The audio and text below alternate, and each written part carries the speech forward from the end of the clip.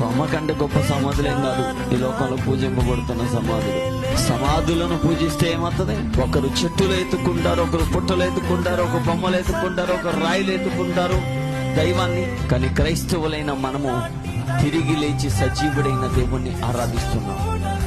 ప్రకటన గ్రంథం అంటది ఏమంటాడు తెలుసా? అవసరం లేదు, ఇదిగో నేను సజీవుడను అని అంటాడు ఆయన. మృతుడనైతిని గాని ఇదిగో యుగ యుగములకు సజీవుడనై ఉన్నాను. ఏ యుగమందైనను సజీవుడైన దేవుడు ఆయనే. ఏ యుగానికైనా ఆయన పునరుద్ధానుడే. ఏ యుగానికైనా సజీవుడైనే.